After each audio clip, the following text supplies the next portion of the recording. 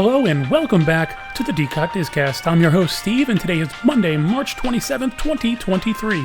Today we're talking about the Little Mermaid star Halle Bailey visiting Disney, cast members getting a pay raise, new music in the jukebox, our roundup rodeo barbecue review, and more.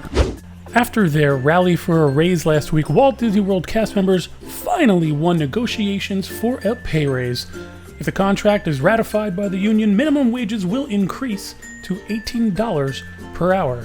Additional raises will also come to several classifications of unionized cast members.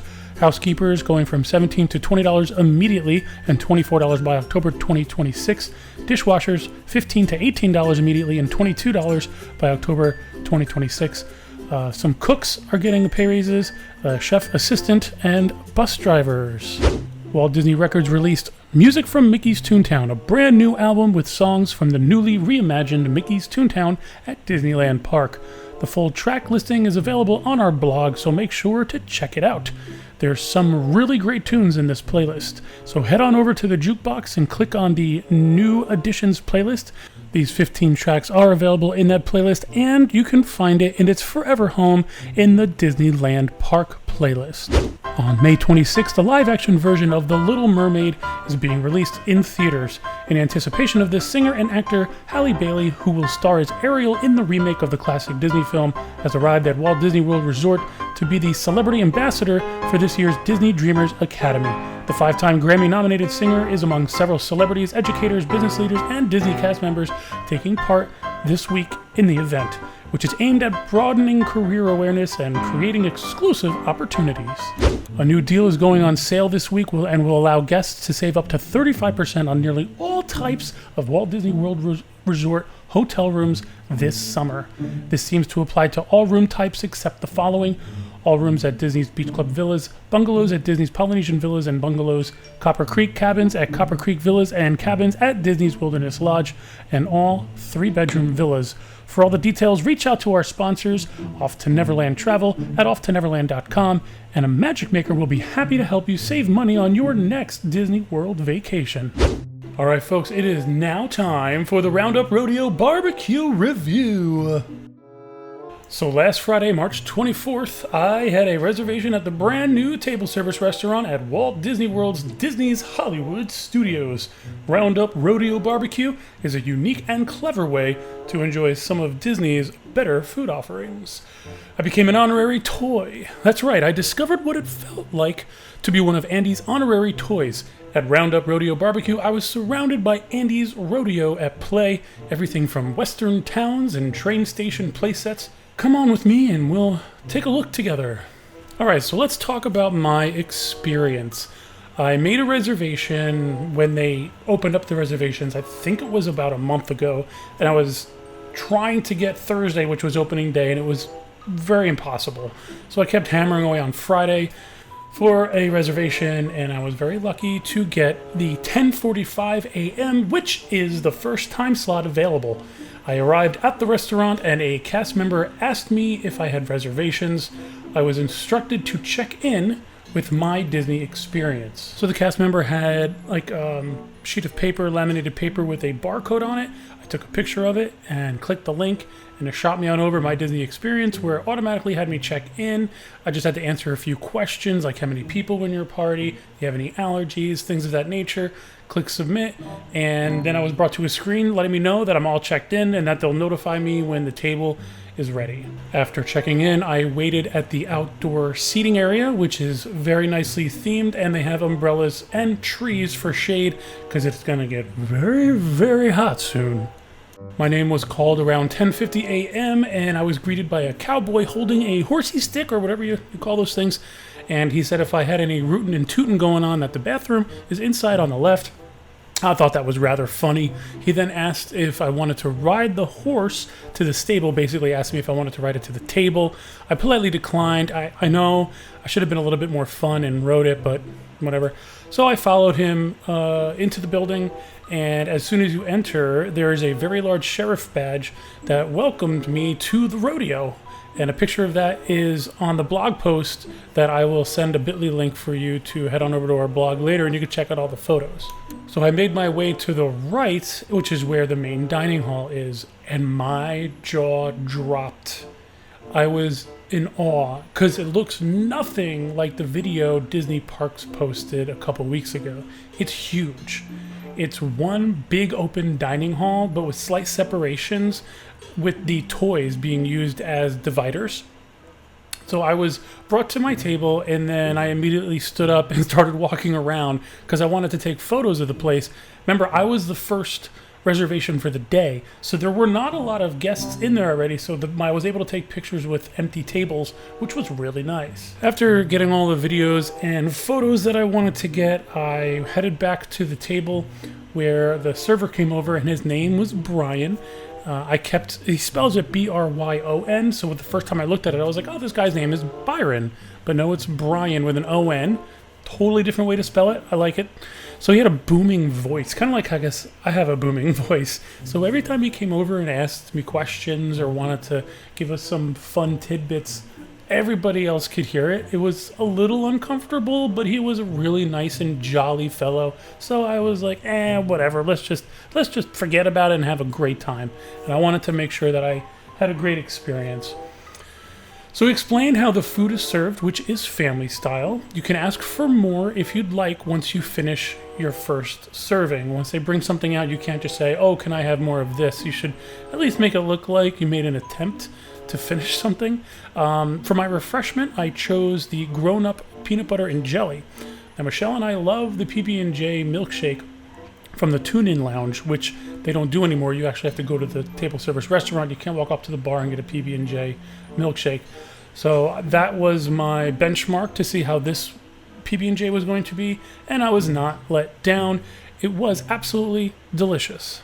For other adult beverages that are like mixed drinks, they have the Snake Eye Margarita, the Rodeo Mule, the Grown Ups Iced Chocolate and Rum, the Winian Whiskey Lemonade, and a Rattler Rum Punch. They also have some beer and hard ciders. So after Brian explained how the family style serving went, he put 2 plates on the table, and they looked like paper plates, but they're not. They're like heavy plates that, and I thought that I've never seen anything like that before, and I really love that Disney touch to something as simple as the plates. All right, so the first thing is the starters, all right, and you get all 3 salads and the bread service. It comes out at the same time. So the salads are Rootin' Tootin' tomato salad, which is cucumbers, pickled red onion, white balsamic vinaigrette, and it is plant-based. Next is the Rex's romaine and kale salad, which is apples, dried cranberries, pumpkin seeds, green goddess dressing, and Wheezy's watermelon salad, which is fresh torn mint, with some fresh torn mint in there. Basically, it's just chunks of watermelon, and that is also plant-based. So I will go ahead and rank these salads from best to least best, because I don't want to say worst, because they were all enjoyable. From best to least best was the tomato salad, the kale salad, and the watermelon salad. The tomato salad had some delicious pickled onions. The kale salad reminded me of a Caesar salad, and the watermelon salad was just chunks of watermelon. All 3 were very delicious and refreshing. And the bread service is called the Prospector's Homemade Cheddar Biscuits with Sweet Pepper Jelly. The biscuits reminded me of Red Lobsters, and the sweet pepper jelly was a very nice compliment. For the main entree, which is called Roundup Some Chow, you get to choose one. So it's enjoy a platter of all the following house-smoked items, which is Evil Dr. Smoked Ribs, Buttercup's Beef Brisket, there's a sausage in my boot, and barbecue chicken.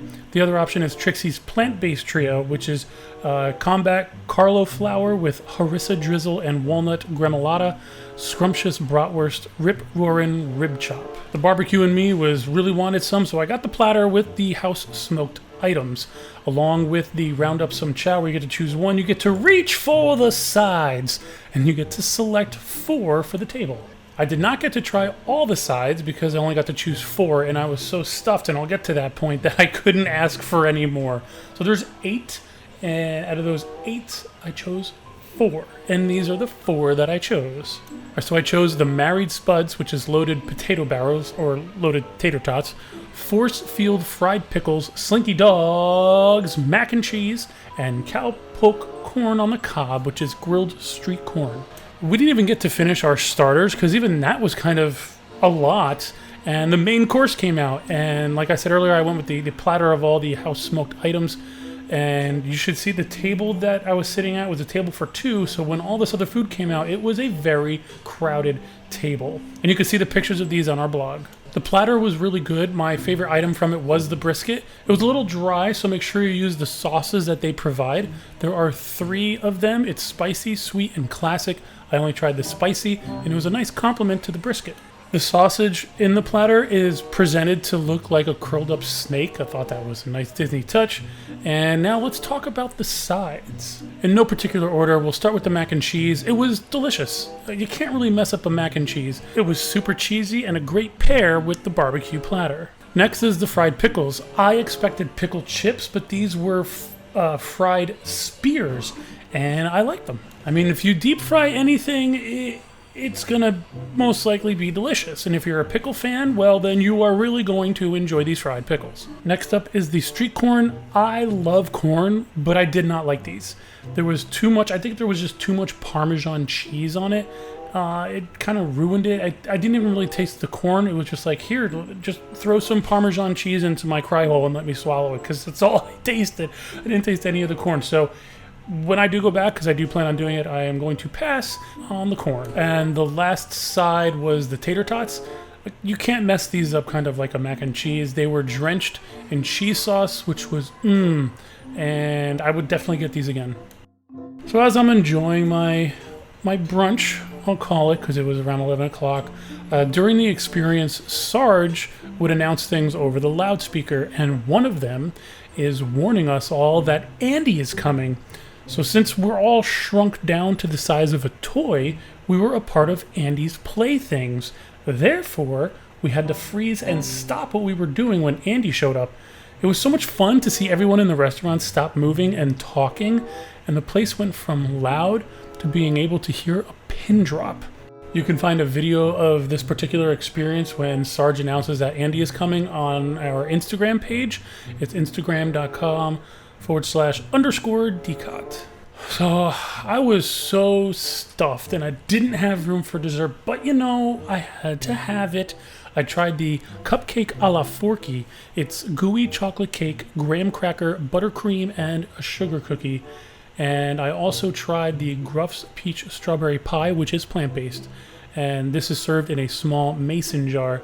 Now remember, you can keep asking for more if you'd like, and if you have the room, of course. The Forky dessert, it's a gooey chocolatey cupcake. It was good. You know, not much more to say about it. I love graham cracker and I love buttercream, so that entire experience was a deliciousness. And the Gruff's peach strawberry pie is nice for a lighter fare if you're looking not for something as heavy as gooey chocolate and you want something a little bit more refreshing. Well, then I would suggest the peach strawberry pie. There were a few other things on the menu for dessert that I didn't get to try because I was just so stuffed.